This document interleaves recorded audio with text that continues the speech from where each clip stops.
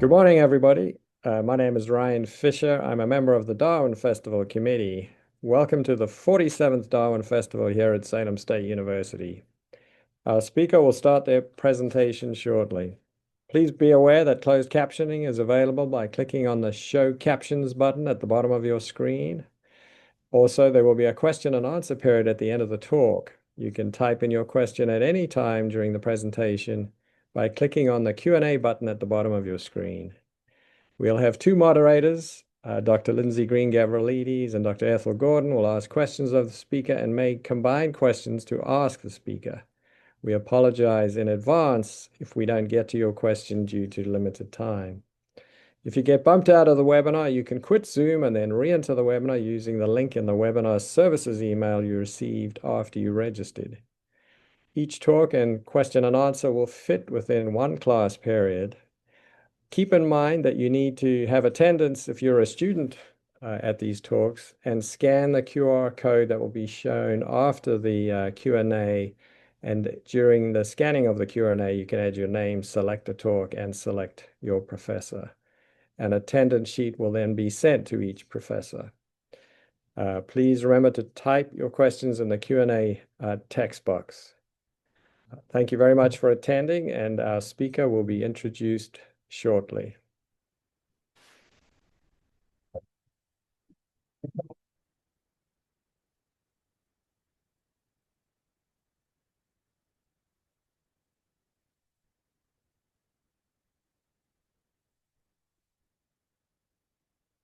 Good morning, everyone. My name is Ryan Fisher, and it gives me great pleasure to make a formal introduction for our guest speaker today, Dr. David Shiffman. Dr. David Shiffman completed his bachelor's in biology with a concentration in marine science at Duke University. Following this, he studied the feeding ecology of sandbar sharks for his master's degree at the University of Charleston. He continued his graduate work looking into the ecology and conservation of sharks at the University of Miami. He was a postdoctoral fellow at Simon Fraser University in British Columbia, where he used an interdisciplinary approach to study the sustainability of Canadian shark fisheries. He is now based in Washington, D.C., where his consultancy, using interdisciplinary approaches, aims to answer policy-relevant questions about marine species. His talk today is entitled, "Why Everything You Know About Shark Conservation is Wrong: An Interdisciplinary Look at Public Misunderstanding of Conservation Science." Welcome, Dr. Schiff. Thanks for having me. Are we successfully sharing screen? Ryan, you're the only camera I see. Can you give me a thumbs up if you can see the slide? Wonderful. So thanks for having me today, everybody. I'm excited to rant with you today about the last decade or so of my work trying to understand why so many people who care about this subject get it wrong all the time. As Ryan mentioned, I live and work in the Washington, D.C. area where I am an interdisciplinary ocean conservation scientist and communications and policy specialist. I also do a lot of both public-facing education and university-level education. I currently teach at 4 universities in 4 different states. I also train scientists how to talk to people who are not scientists. So if anyone watching this, I know there are some folks who followed me on social media and signed up for it. If anyone's interested in having me speak at your institution or collaborating with me on a research project or having me train your team in how to talk to the public, or if you're interested in joining me for a shark research expedition down in Florida where I do wear that awesome sea turtle hat you see there, let's chat after. I'll share my email at the end. So before I get into what people get wrong about shark conservation, let's talk about some real facts about shark conservation. Sharks and their relatives, which have been on the Earth for over 450 million years, that's not only before dinosaurs, that's before trees. They are some of the most threatened animals in the world. Frogs are in worse shape because of a fungal disease in rainforests. That's about it.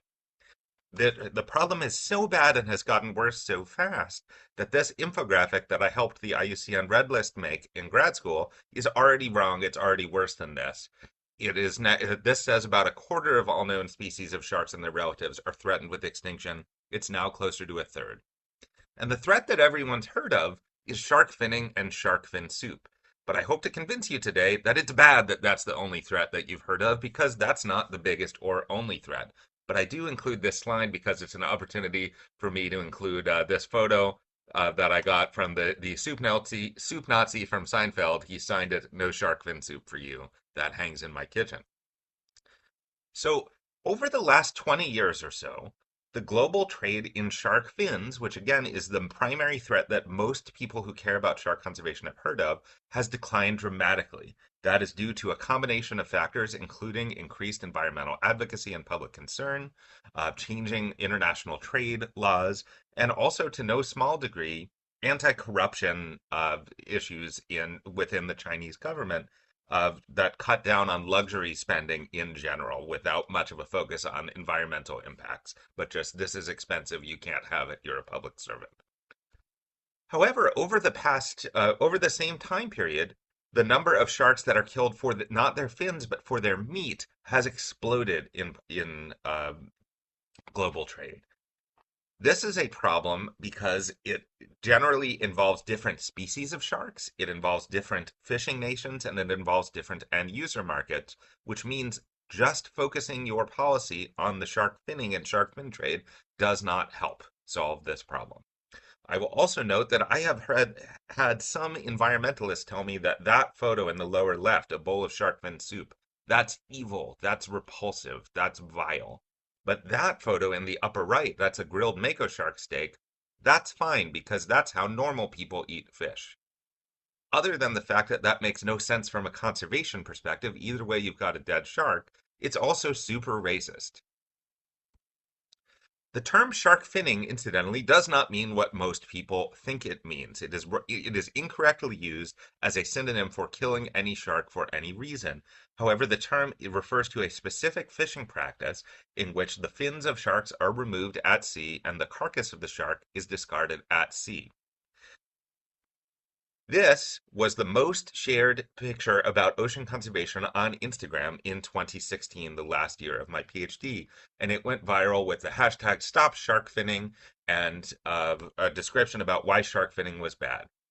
These sharks are dead. They were killed by fishermen. They're endangered species in this photo, but their carcasses made it to land, which means this is not shark finning, and stopping shark finning would not stop this. Knowing terms matters.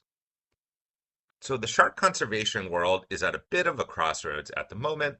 More people care about sharks and want to help than ever before, which is great, but there is intense debate about what to do. There's a lot of focus on just shark fin soup. There's a lot of focus on particularly charismatic species like great white sharks, which are absolutely not the most endangered species of sharks.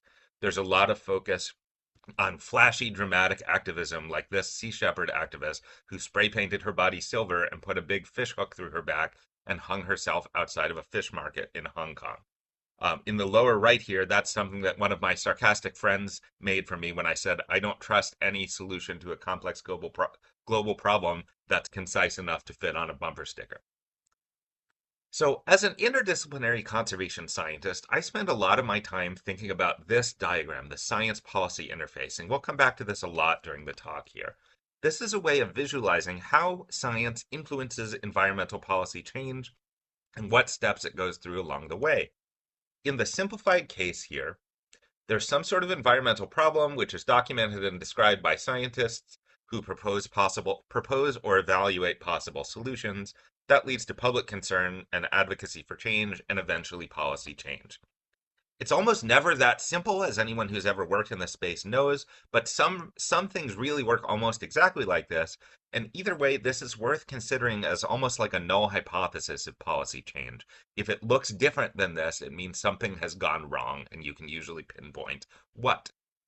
So when we're talking about policy change within the world of shark conservation, there's two main families of shark conservation policy tools.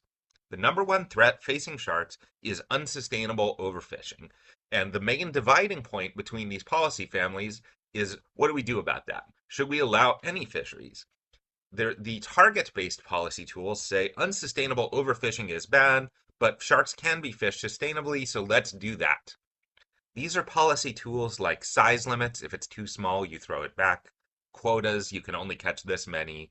If you If you've ever gone fishing at all in it for anything, you'd recognize these policy tools. But in recent years, there's been a push to say, no, the problem is not unsustainable fishing. The problem is fishing. Let's ban all fishing entirely. These are things like shark sanctuaries and shark fin trade bans. It's important to note here, as an interdisciplinary scholar, science is one of the best tools ever made for answering questions like, is it possible to do this? Or what will happen if we do this? But science absolutely cannot answer questions that start with should. Should we do this? Is this the right thing to do? That is not what science is for. I will note that people who are interested in these target-based policies for sustainable shark fisheries, and I'll note in the interest of transparency, I am on Team Sustainable Shark Fisheries. This is tied to the beliefs that sustainable shark fisheries can and do exist. Obviously, you wouldn't support a policy if you think it's impossible to work. And the belief that sustainable fisheries for sharks offer some benefits that are not found with total bans. So, is it possible to have a sustainable fishery for sharks? Can this exist? Does it exist?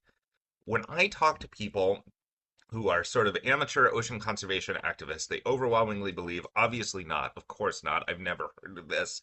No group that I follow ever talks about this. But the answer is absolutely unequivocally yes, and we've known that for 30 years.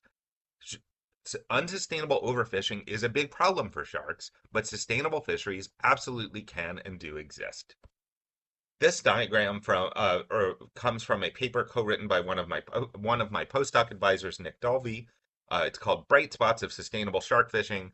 The fisheries modeling math here is very confusing, but what I want you to note here is that a sustainable shark fishery confirmed by science is indicated in green on this map. And you note there are green dots on the map. Sustainable shark fisheries can and do exist.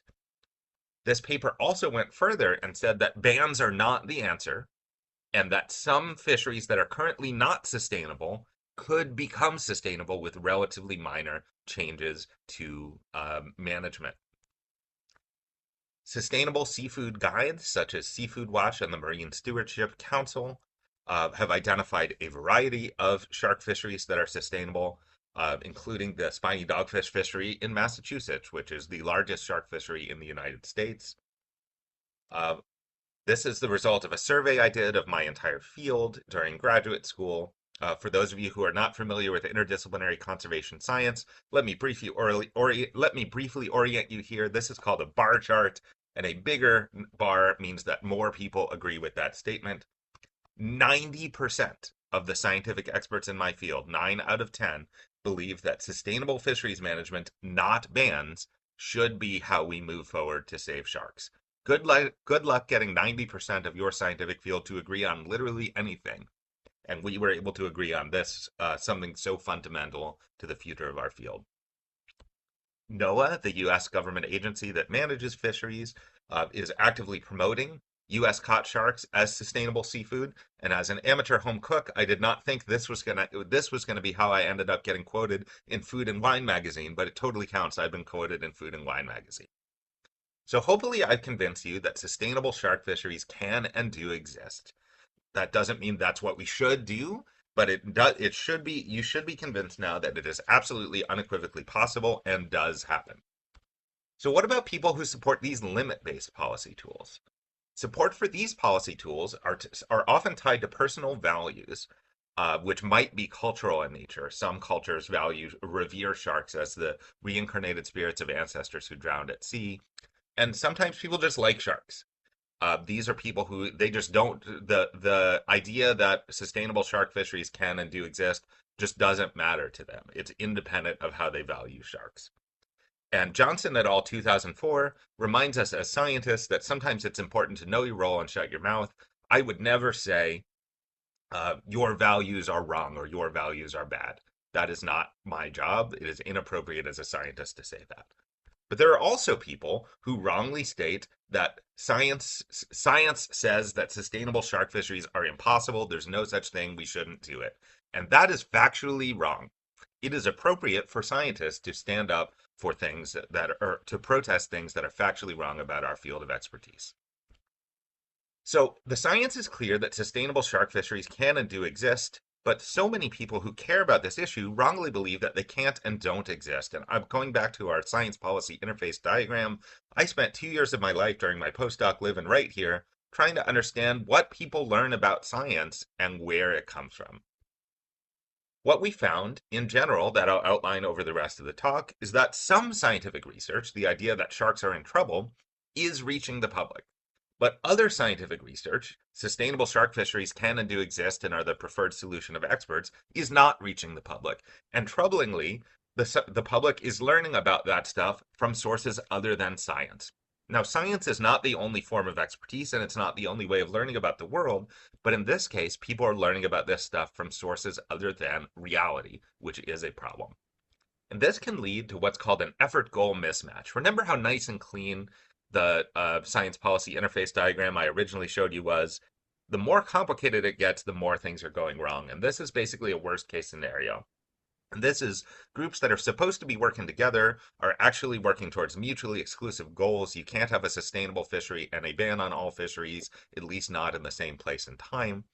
And in some cases, the groups are actively in conflict with each other. So this is where interdisciplinary research comes into play. Are sustainable shark fisheries possible? That's a natural science question, and it's been answered. Yes, they are possible. But why don't people know about that? Or why have people heard this but disagree with the experts? That is something that requires social science or interdisciplinary methods to answer. Uh, there have long been calls for including social science and interdisciplinary work in the world of shark conservation, but this is a research priority that is not being prioritized. We did an analysis of all of the scientific talks that have ever been published or ever been given at the American Elasmobranch Society conference, and found that in about 2,000 scientific talks, fewer than 30 involved social science, and 9 of those were mine. So you have to look really hard to find this stuff. So, given that sustainable shark fisheries can and do exist, the overall focus of my research was trying to understand why people believe that they can't and don't exist. Or put a little more technically, where do non-scientists learn about these issues and what information is shared through those information pathways? And I'm going to present to you today the results of 3 interrelated projects. Once you're not a grad student anymore, we don't call them chapters, but they're basically chapters. One is people learning about this stuff through popular press coverage, newspaper. One is through infotainment documentaries with a specific focus on Shark Week, and one is through public information shared from environmental nonprofits. Let's first talk about popular press coverage. So media content and discourse analysis is a really complex and nuanced field within interdisciplinary studies. But what I want you to know here as background is that citizens' understanding of what the environmental threat is and what the possible solutions are affect what solutions they support. And also, media coverage affects what people know about threats and the solutions. Sharks are often the subject of popular press coverage. There are thousands of articles about sharks written every year, but an analysis by colleagues of mine in Australia found that less than 8% of those news articles even mentioned that sharks are some of the most threatened species in the world. Most of them are about sharks either biting people or sharks swimming near a beach in a way that made people think they were going to bite people. Media framing matters. This is a topic that some of you might be more familiar with than others, but even if all of the facts in an issue are presented accurately, an article can be framed in a certain way to make you feel a certain way. So in this humorous example, the shark is not biting the cage to eat the human, but oh my God, someone's trapped in the cage, let me get it out. So this is a real thing that happens, that the same sort of story can be framed wildly differently. So my research questions for this project are, would someone learning about shark conservation just by reading newspaper articles be well informed about this issue? And specifically, are threats to sharks and policy solutions to those threats framed in a factually accurate manner with appropriate context? And all of these words have very technical social science definitions, but I'll give you a bird's eye view here. Importantly, in media content and discourse studies, it's not just fact checking. Things can be wrong in a bunch of different ways. One of those ways that I think is really interesting is what's called aggregate coverage bias. Aggregate coverage bias occurs when there are, let's say, 10 threats, but one of those threats gets much, much, much, much, much more media coverage than all the others. Even if every individual fact is correct in all those stories, readers would wrongly believe that that one issue is much, much, much more important than the others just by virtue of the relative volume of coverage. And a classic example of this is coverage of Hillary Clinton's emails during the 2016 presidential election. There's also just straight up wrong information, which can be sometimes from the quoted expert or sometimes the journalist, and also things that are misleading due to inappropriate context. A fact is correct, but it's not introduced or put or contextualized correctly. So we found about 2,000 popular press articles from the last 10 years in the English-speaking world about broadly defined shark conservation. And I had a team of 10 volunteer readers, including some undergraduates under my supervision, and they answered 76 questions for each one of these articles. Some of these were presence absence questions. Does this article mention climate change, yes or no? But also things that were a little more specific. Is the IUCN Red List quoted? Is the expert who is quoted from a nonprofit or a government agency or a scientific institution, etc. Here are some of the highlights of what we found. One is the species that were featured, and I apologize here if anyone is red green colorblind, but this is the official IUCN Red List color scheme. We found that out of thousands of articles, fewer than 20 of those articles mentioned a critically endangered species of shark. So the species of shark that are the most threatened and could most benefit from a little publicity, and also those that have perhaps a more interesting story than just don't eat unsustainable seafood, were barely mentioned at all. People would be well informed about what's going on with great white sharks, but they would not know what's going on with many of the critically endangered species that most need our help. So now let's look about threats to sharks. Remember that shark fin soup is not the biggest or only threat to sharks anymore. It hasn't been in the lifetime of any of the undergraduates who are watching this talk today. And the shark meat trade is growing as a threat and is now the biggest threat to sharks by far.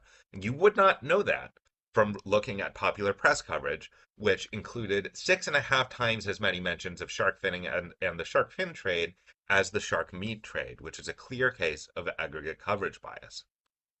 What about are the threats to sharks described in a factually accurate manner with appropriate context? No, they're not. What about policy solutions? Remember, we have the target-based policy tools, which focus on sustainable fisheries management, and we have the limit-based policy tools, which say no shark fishing, no trade in shark products. Uh, so there is a great deal more coverage of shark fin trade ban, the limit-based tool, than there is of sustainable shark fisheries management. This is a suite of 10 policy tools together in the blue bar, because otherwise most of them wouldn't show up against the axis at all. They were mentioned so few times despite being supported by experts. So let's look specifically at shark fin trade bans. Shark fin trade bans were mentioned 2.5 times as often as all sustainable fisheries management tools combined, despite the fact that these are a policy solution that are widely not supported by experts. Even if you think that this is the best way to protect sharks, which again, most experts do not, we wrote a whole paper about this in marine policy, the fact that they are covered 2.5 times as much as all sustainable fisheries management tools combined is a clear case of aggregate coverage bias. And what about these consumer boycotts, which I have charitably characterized as other here? You could also call them nonsense. This is one small nonprofit. They have 2 employees and a few volunteers, and they find these well-known, often beloved brands and that have a very, very tenuous connection to shark conservation, and they make a lot of publicity about this. These get more media coverage than all sustainable fisheries management tools combined, despite being literally nothing. You may be wondering, hey, David, what the heck does Starbucks have to do with global shark conservation? This is the answer to that. And this is not an exaggeration of how ridiculous these campaigns are. When Starbucks sells their coffee in Southeast Asia, they go through a food importer, exporter, distributor, as everyone does when they sell anything internationally. That food importer, exporter, distributor is owned by a holding company, which is owned by another holding company. One of the thousands of businesses owned by that other holding company is a restaurant that serves shark fin soup. For that, this campaign got dozens of articles about how Starbucks is killing sharks. It's just nonsense. But I will note that a consumer boycott of an Atlantic City hotel chain that you may have heard of, that was serving shark fin soup, was responsible for these, I swear to God, real tweets. Sharks are last on my list, other than the losers and haters of the world. So, does popular press coverage cover policy solutions in a factually accurate manner with appropriate context? It does not.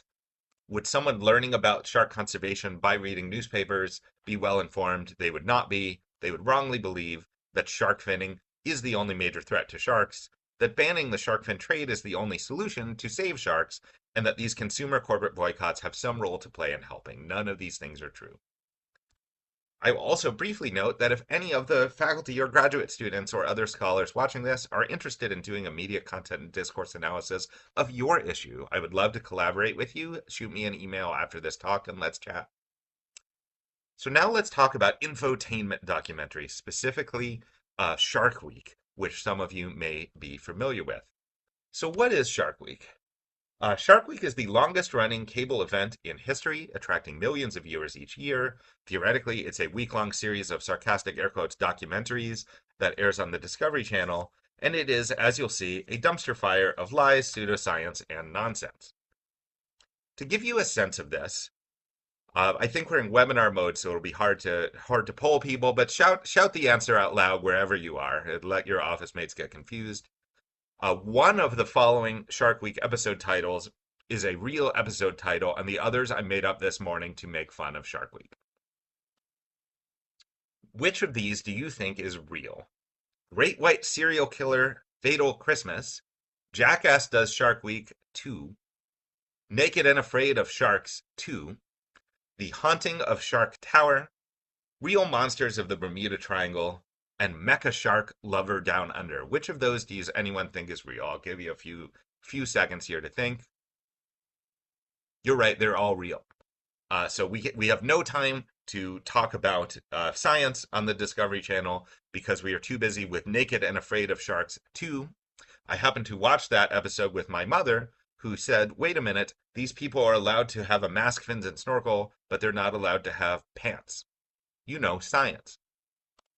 So how do we know that Shark Week is bad? We checked. We did a media content and discourse analysis of 202 episodes of Shark Week over 32 years. We had 2 poor undergraduate volunteers who watched all of Shark Week ever and wrote down what was in it. And it was, in fact, worse than we thought. This contains egregious lies.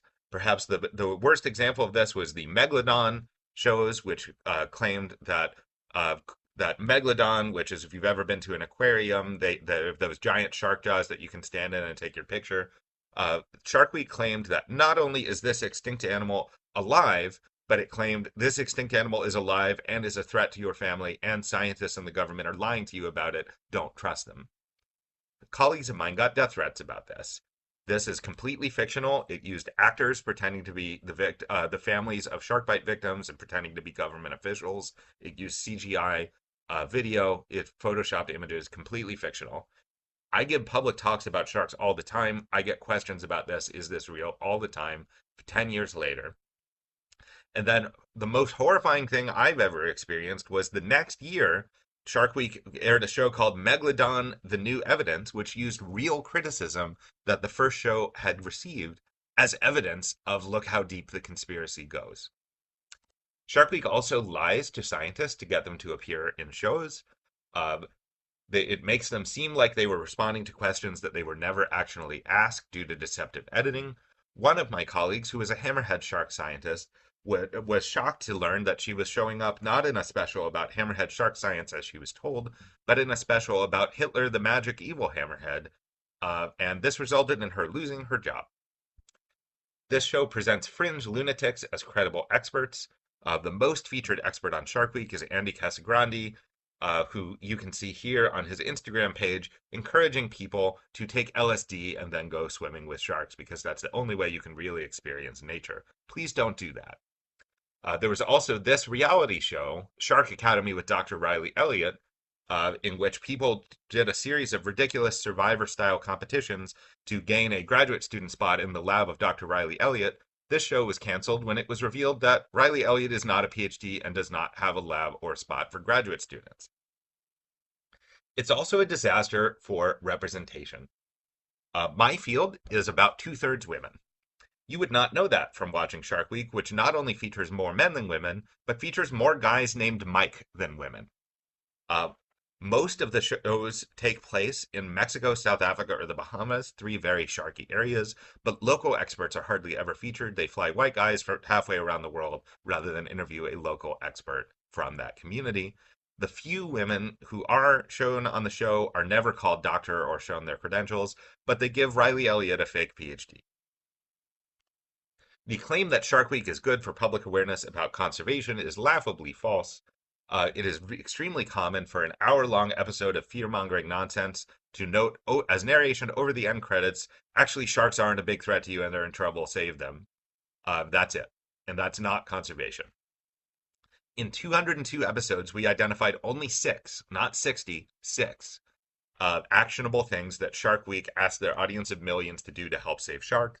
And four of those things were don't eat shark fin soup, which most Americans are already not doing.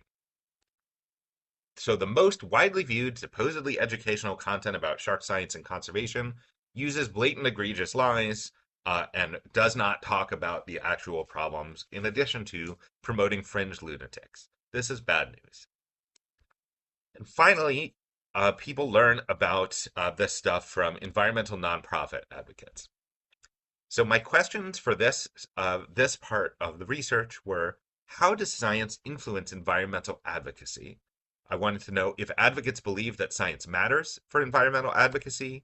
Where do advocates get their science? Does all relevant science reach them? And do advocates work towards the stated policy preferences of scientific experts? So we did a voluntary online survey and we reached out to every environmental nonprofit employee whose portfolio broadly includes broadly defined shark conservation advocacy. These are not the scientists who work for these nonprofits. These are the advocates and educators. And we have 84 respondents who did this voluntary online survey, and these included ocean nonprofits that do sharks but other ocean stuff. All We Do Is Sharks, and groups that work on both land and sea issues, including sharks. We had respondents from all over the world. They were heavily biased towards North America and Europe, but that is not sampling bias. That's the population. There just are more nonprofits working on these issues in North America and Europe. But we had at least three responses from every major region of the world. So first, I wanted to know if these advocates believe that science matters for environmental policymaking, and we got a range of responses here from science is essential. We can't do appropriate management without science. We got some intermediate responses, such as, sure, science in general is really important for conservation advocacy, but that doesn't mean every individual piece of science matters. And then also, we had a lot of concerns about people who pretended or claimed that their science mattered for conservation when it did not. Next, I wanted to know, where do these advocates get their scientific information from? And is this happening? A majority of respondents, and again, these are not the scientists who work for these nonprofits, these are the advocates and educators, they said, I read several scientific articles from peer-reviewed scientific journals every month as part of my job. And more than half of them said that they've been a co-author on an article. Again, not the scientists, the advocates. A minority said, I have never read a peer-reviewed scientific journal article in my life. I also asked, are there scientists who work for your nonprofit if you have a technical question? More than half said, yes, we have scientists who work for my nonprofit whose job it is to teach me, the advocate, the educator, about the science, whereas other groups said, there are external scientific volunteers who are available to help me with this, or I have some other access to scientists. There, about 10% of respondents said, no, I do not, or scientists are not involved in my group in any capacity. I never speak to scientists. Those are the same people, 100% overlap, who said they never read scientific papers. Does all relevant science reach these advocates? This was compared by a series of questions about the literature. You have seen the green bars here. This is how scientists feel about sustainable shark fisheries, whether or not they can and do exist, and if they should be the goal. The blue bars are new; those are the environmental respondents, the environmental advocate respondents to this survey. A majority of environmental advocates correctly identified that sustainable fisheries are possible. But a majority felt that there are none in the world today. They're theoretically possible, but I have not seen evidence of one. And 78% of these respondents said that shark conservation advocacy should focus on sustainable fisheries, not bans. So still a huge majority, though not quite 90%. This was an interesting analysis of the what's called the primary partitioning variable, which is the survey response that explains the greatest variation in other survey responses. Uh, of people who were asked, do you think the goal of shark conservation advocacy should be making fisheries more sustainable or a ban on all fishing and trade? Among respondents who regularly read the peer-reviewed scientific journal literature on the right, 90% of them prefer sustainable fisheries, the exact same percentage as with scientists. Though among respondents who rarely or never read the peer reviewed scientific journal literature, it's about 50-50. So the people who are better informed about the facts, not even getting into values, you are more aware of the facts. They overwhelmingly agree with scientists about the way forward. I explicitly asked these people about what do you think the state of science is about sustainable shark fisheries. A plurality of people said the science concerning the sustainability of shark fisheries is still uncertain. That's not correct. Uh, the next largest group, about 35%, said the science is clear. Sustainable shark fisheries can and do exist. That is the factually correct answer. And then about 12% of respondents said the science is clear. Sustainable shark fisheries are impossible and they've never been done. Those are the very same people who said, I've never talked to a scientist, I've never read a scientific paper. They feel very comfortable opining on the state of the science, and they say things that are wrong. One of those people said, I've never seen any evidence that it's possible to have a sustainable shark fishery, which is an interesting thing to say when they are not looking for evidence anywhere that evidence exists. Some intermediate responses. It's clear that sustainable shark fisheries can and do exist, but that doesn't mean that all shark fisheries could be made sustainable. Fair enough. And then there was a lot of support for the idea of sustainable shark fisheries. I also wanted to know if advocates were working towards the stated policy preferences of scientific experts, in this case, sustainable shark fisheries, or if we had one of these effort goal mismatches on our hands. So a majority of respondents said that in the last 5 years, my nonprofit has worked primarily on sustainable fisheries management tools. Great, but there were a lot of groups that were working on these limit-based tools, especially shark fin trade bans. This is a stacked bar chart, green showing I support this policy, red showing I oppose this policy. Even among environmental advocates, shark sanctuaries and shark fin trade bans received less support, less green, and more opposition, more red, than sustainable fisheries management. But there was still more support among this community than there was for these tools among scientists.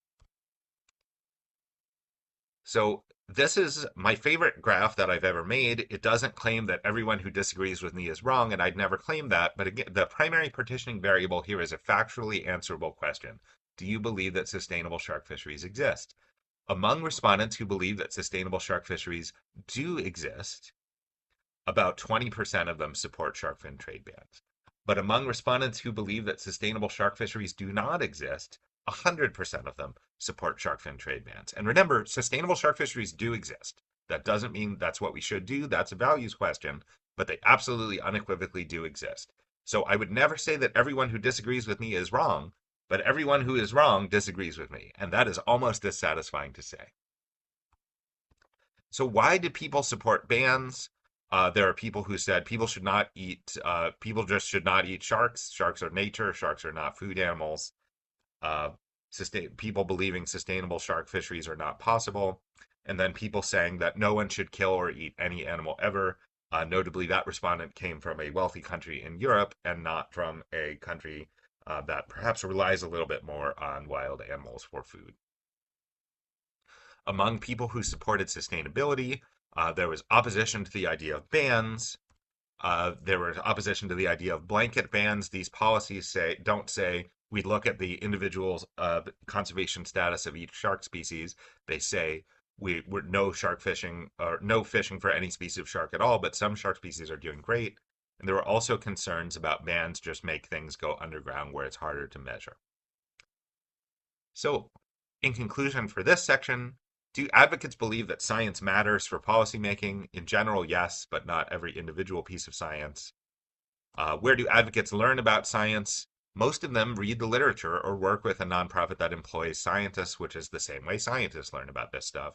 But there are some who are very loud in their opposition to sustainable shark fisheries who do not ever read the science or talk to scientists. Does all relevant information reach them? No, people were very aware that sharks are in trouble, but not that aware of sustainable fisheries as a solution. And do advocates work towards the stated policy preferences of scientific experts? Many of them do, but a lot of them do not.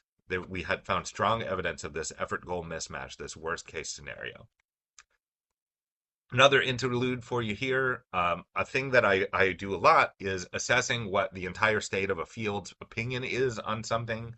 What do people, especially for environmental issues, what do people think is the biggest threat? What do people think is the most effective solution? If you want to do that for your field, I'd love to chat with you about how we can collaborate. I also work on a related issue of expert solicitation, research priority setting. In this case, we got together everyone in my field and asked them what are the biggest unanswered questions in shark ecology and conservation, and frame them as research priorities that future graduate students can use to help inform their research. So, in conclusion, overall, the popular press overwhelmingly covers one threat, shark finning and the shark fin trade, and one set of policy solutions, banning shark finning, and that is not the biggest threat or the most effective solution. The most widely viewed documentaries about sharks do not accurately portray these issues. People are aware that sharks are in trouble, but are less aware about the solutions. And at least some of these environmental nonprofit groups work against the stated policy preferences of scientists. So back to my original question, why do so many people believe that sustainable shark fisheries cannot and do not exist when the science is clear that they can and do? And it's because there's a lot of confusing information out there shared from a lot of different sources that people should trust. If you are learning about sustainable shark fisheries and shark conservation from sources other than credentialed experts and the peer-reviewed scientific journal literature, you are learning information that is not supported by science. And that is true of a lot of different fields and a lot of different issues. But I have colleagues who study misinformation and disinformation for much more controversial things like GMO foods or climate change or plastic pollution. And they're shocked at how much nonsense is shared by people supposedly helping with sharks. So is it bad that so many people are wrong? Yes, it is.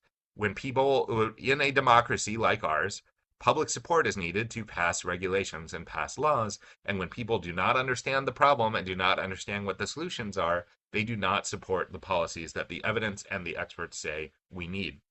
I'll also note that while we're arguing about how to save sharks, sharks still very much need to be saved. This is actually it's way less than this, the number of humans that are killed by sharks each year.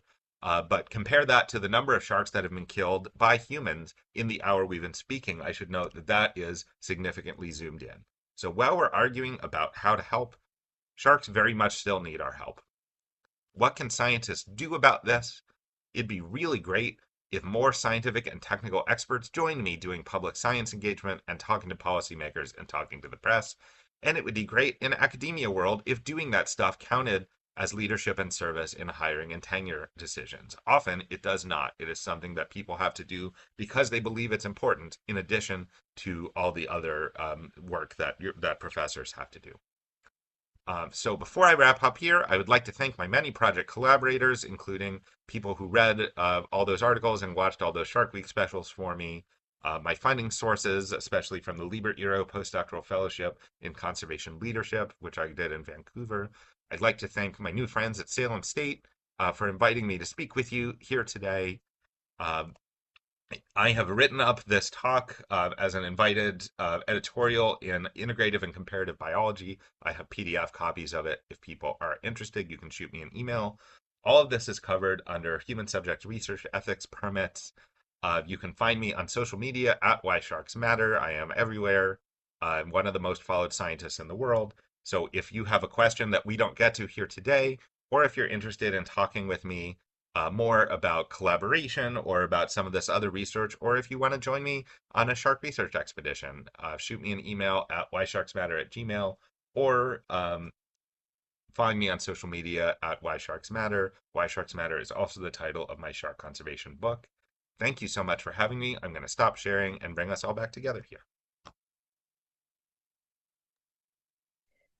Great. Awesome. Thank you, David. Just a reminder to folks in attendance, if you have a question, please type it into the Q&A, and Ethel and I, who are moderating, will ask the questions. Ethel, I think I'll start off with a couple, and then I'll Okay. pass it over to you if that works. Okay. This I'm going to go a little bit out of order, but Brendan asked, when you mention sustainable fisheries, what do you mean? That's a great question, Brennan. And sustainability of seafood is a very complicated issue. That's actually the subject of my second book, which I just turned in the draft for earlier this year. So that'll be out. If you follow me on social media, you'll get alerts about that. But the short answer is we're generally talking about a fishery that we know how many individuals are in the population approximately. We know how many babies they have and how often, and therefore we know how many can be removed from the population without causing overfishing. And also, there are rules in place to make sure that that's followed. The US generally does a very good job with that. Canada does a medium job with that. Australia is pretty solid. The UK is intermediate. Much of the rest of the world is significantly behind us. So unsustainable fishing practices are the number one threat to sharks by far, so much that there's not really a number two threat. And if you want to help save sharks, which is also how you help save coral reefs and sea turtles and whales and all that, don't support unsustainable seafood practices. Notice I didn't say you have to give up all seafood, but use a guide such as Seafood Watch, run by the Monterey Bay Aquarium, which is an excellent science-based resource that's really, really easy to use. You tell it where you live. It gives you some common seafood areas in your or seafood products available in your area, organized into green, which is you can eat this guilt-free. It's caught environmentally responsibly. Yellow, every once in a while you can have it, but there's some issues. And red, which is maybe order the chicken. Awesome. Thank you. Another question from William is, why are bans not considered effective forms of conservation? That's a good question. And bans are an appropriate form of conservation for some species. For species that are so threatened or so vulnerable or so fragile that there's no way to sustainably exploit them, a ban is the only way possible. The problem comes when people from primarily wealthy Western nations tell people who are in developing nations where they are starving, often as a result of exploitation by Western nations in the past. Hey, you're bad for trying to feed your family. We love sharks. Leave sharks alone. Uh, that does not work for some. That is ethically deeply problematic. I have a lot of examples I could rant about if we have time later, but also it doesn't work because people won't do it. There are species that are particularly threatened should be protected. Species that can be sustainably exploited generally should be, because that is how humans eat and humans provide money for their families. This is sort of related, but Mhm. Jen asks, what type of research has been done on how to convince fishermen that sustainable fishing is a good direction to go in? Oh, there's a lot, and I talk to fishermen a lot about this stuff. And there's generally speaking, fishermen are on board with this. They understand, they have friends in other fishing communities elsewhere, that when a fishery has collapsed due to overharvesting, they understand that it's bad for them. They understand it's bad for the whole community. There's some skepticism about specific research papers or sometimes even labs, but the idea that fisheries are vulnerable and that we need to manage them well is something that most fishermen, at least in the US, are very much on board with. Sometimes we have to get into specific techniques of, hey, this thing you're doing is bad, do this instead. that gets tricky because a lot of times what they say is, but this is the way my father did it and the way his father did it, et cetera, et cetera. Like, okay, that the fact that it's been done wrong for 200 years doesn't make it any less wrong. So there's a lot of discussion with this. It has to do a lot with relationships, but usually what happens is there are regulations that are passed. We don't try to persuade them to voluntarily do this because even if there are lots of fishermen that are doing a lot of great stuff, if some say I'm still going to do it the easier, cheaper way, then that's a problem for whales or for sharks. So usually the goal here is absolutely make sure that these communities who depend on the resource have a seat at the table. But the goal here is not persuading individual fishermen to voluntarily change, but making a regulation so everyone has to. Great. Ethel, Thank you. Ethel, do you want to? Yeah. Sure. So I'll ask a couple of questions from the audience. How was Shark Week legally allowed to get away with what they're doing? There are no rules against lying on TV. Have you guys seen the state of our state of the world? There's no rules against it. If they had so one of the reasons why they used fake people in some of these specials is because one thing there is a rule about is defaming individuals who are real. So by having a fake person that they completely made up for the purpose of the show, they get around that. And the rest of it, they say like, oh, well, we're just simplifying it. No, you're not simplifying it. You're lying. That's not the same thing. It's a good time. Thank you. Another question would be, do you do any research on deep sea sharks? Great question. I don't personally work on deep sea sharks, though I do have some colleagues that do. I have most of those species that I work on are what we call small and large coastal sharks under U.S. fisheries management rules. And that's species that you've probably heard of. I work on blacktip sharks. I work on hammerhead sharks. I work on nurse sharks, and also some common species that you might not have heard of. Like I work on bonnet heads. I work on black nose sharks, things like that. So most of my work, to work on deep sea species, you need a big boat that goes really far. And most of the research that I do, it's a medium-sized boat, and we are back at the dock every day. So we don't go far enough to work on those. Oh, I'll ask the next one. What is your input on cage diving or swimming with sharks? Do you think it's unethical, or do you think it helps people have more open mind on sharks and decrease negative association with sharks? Great question. And the short answer, which is every scientist's favorite answer to everything and every non-scientist's least favorite answer, is it depends. There are some wildlife tourism scuba operations that do a really great job. They're responsible, they're safe for the sharks and the humans. They teach people about sharks, and you get to have an amazing experience with wildlife that lots of people don't get to see. That's great. But there's also a group of what a term I'm trying to get into the peer-reviewed journal literature of, quote, macho cowboy idiot scuba divers who are who they ride sharks, they hug sharks, they cause serious physiological disruption to the sharks, and humans have died participating in these activities. That's bad. That should not be allowed. You should not support that. There are some people who say, well, I'm raising awareness. No, you're not. You're just trying to get an amazing shot of yourself doing something scary for Instagram. There's no awareness of any kind happening there. So it depends. The good news is the responsible operations are usually not hard to tell apart from the macho cowboy idiots. I will note that macho cowboy idiot is a gender neutral term, and many of the worst offenders are women. But there's the people who do this, it's real obvious on their website that they're pushing boundaries and it's extreme and stuff like that. No, that's not good. Lindsay?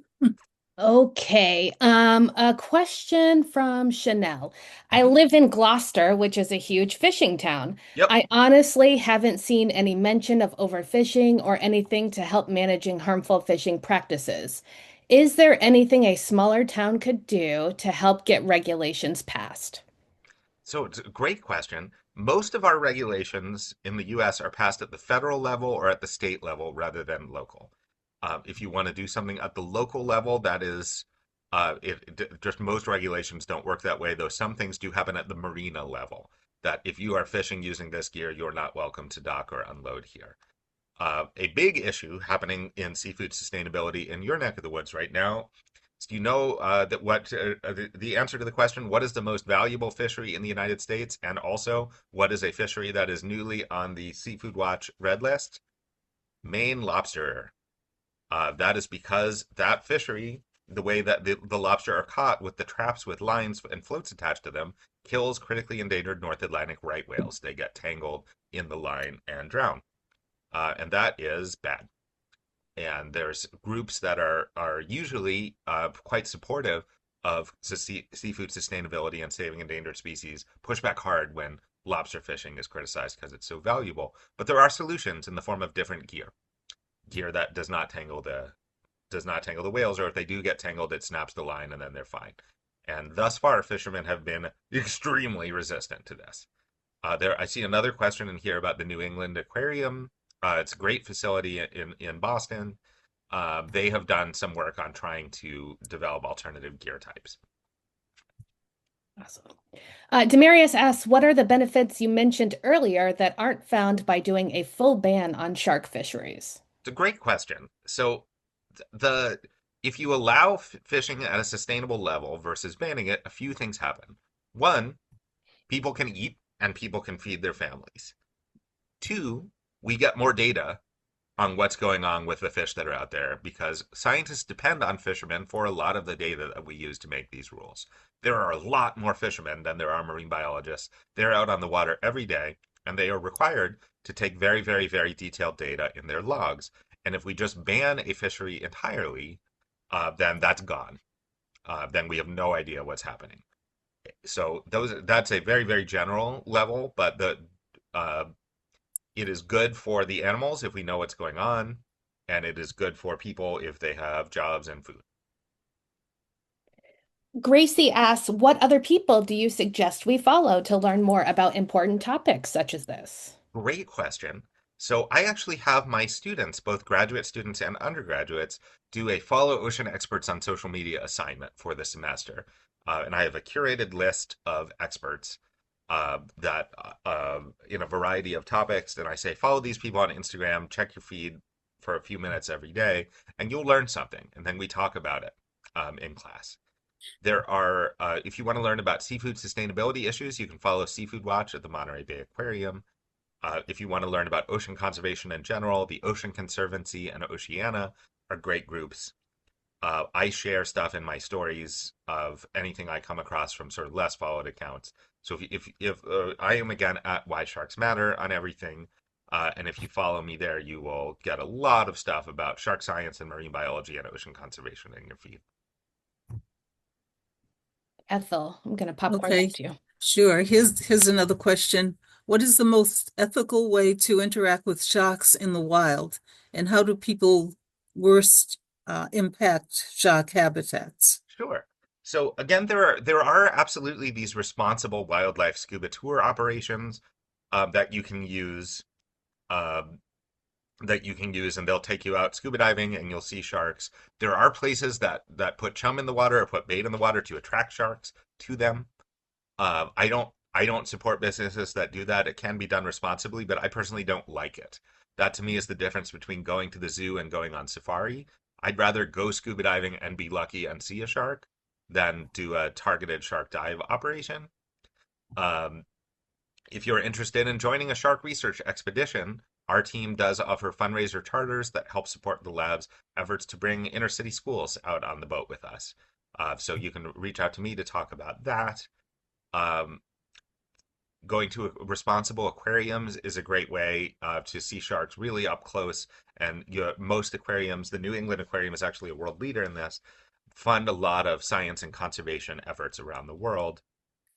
In Massachusetts, I know the Atlantic White Shark Conservancy out on Cape Cod, they do trips where you can join Dr. Greg Scommel and his team out tagging great white sharks, or you can fly in a plane and see the sharks close to Cape Cod. So there are lots of ways to do it. Thank you. Another question would be, which species of shark is most critically endangered and why? Is it because of the lack of scientific knowledge and media coverage? Yeah, so There are different categories of endangerment within the IUCN Red List. And this gets very technical and mathy very quickly, but critically endangered is a status, and there's not a most critically endangered. Anything that's critically endangered is equally bad. And that means that generally we are in serious danger of this animal going extinct within the next 10 years if nothing is done. And there are 30 or 40 species that are critically endangered. There are a lot more that are endangered, and then a lot more than that that are vulnerable. But the IUCN Red List database, which is iucnredlist.org, is a free online resource, and you can learn all about this. Thank you. Lindsay, did you have another question? Sure, I can ask a few more. We have a few more minutes for questions. This is an easy one. Where did you get your cool shark shirt?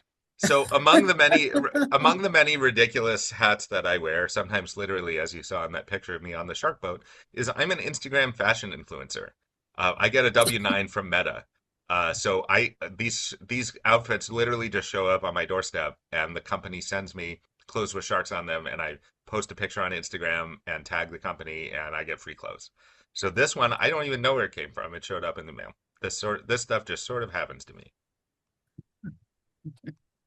What inspired you to do research on sharks or just be interested in that topic? Great question.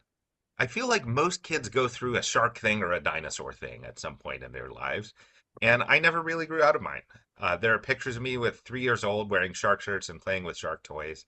When I was 5 years old, I told my parents I want to be a marine biologist, and my dad said, I have no idea what that is, but I'll find out. And now he's retired and he takes his golf buddies on shark research trips with me. So I've just sort of always wanted to do this. But a thing I tell my students is it's okay if your path is less linear than that. Most professional paths are not especially linear. I'm one of the lucky few who has sort of always known what I want to do and was able to make it happen. But if you have a few twists and turns and you change what you want to do, that does not mean you're a bad scientist or a bad person. Besides fishing, what is the biggest environmental human-caused threat to sharks? Habitat loss. So this is, again, the IUCN Red List stats. Among threatened species of sharks, the species that we have said face serious conservation challenges, 100% of those list overfishing among their top threats. Habitat loss is listed in about 15%, and that's number 2. So habitat loss is bad. We should stop that. That's usually actively destroying habitat, sometimes to make coastal property or development, sometimes to make, in Southeast Asia, we bulldoze mangroves to make shrimp farms. So things like that are really bad. There are some fishing gears that destroy the seafloor, things like that. Awesome. I'm going to pop it back to you, Ethel, to maybe wrap it up. Okay, so I found this question: have sustainable fisheries occurred for other endangered species, and have they helped? So I want to be clear here that if a species is endangered, we should not fish for it. The issue is that there are lots of shark species that are not endangered that we can fish for, and people say because great hammerhead sharks are endangered, we should not allow fishing for blacktip sharks, and that makes no sense. That is not something we do for other species. We don't say because we're really worried about southern bluefin tuna, you shouldn't fish for albacore tuna anymore. The issue is people don't realize that sharks are different species.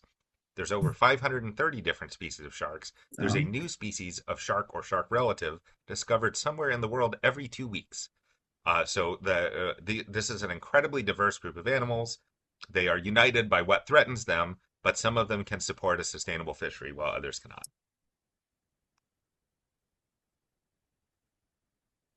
Thank you. Thanks very much, David, for a wonderful talk. And I guess I have a quick question because Great. I couldn't Chair's work. privilege. Oh, I couldn't work out how to do a Q&A because I don't think we have access to that. So if you were to tell the 150 undergrad students that are listening to you now, what would you recommend the one thing that is most effective for them to do to help sharks? The single most effective thing that anyone can do to help save the ocean in general, sharks, whales, coral reefs, whatever, is don't support unsustainable fishing practices and use something like the Seafood Watch Guide to help you, if you still want to eat seafood, to find something sustainable. Other things you can do that will help in general Reduce your carbon footprint. That's always good. Climate change is not that big a deal for sharks, but it's really bad for other things. Um, Using less single-use plastic trash, always good. Not a big deal for sharks, but a big deal for other things. Pollution is a big problem for a lot of ocean animals, but the number one threat by far is unsustainable fishing practices.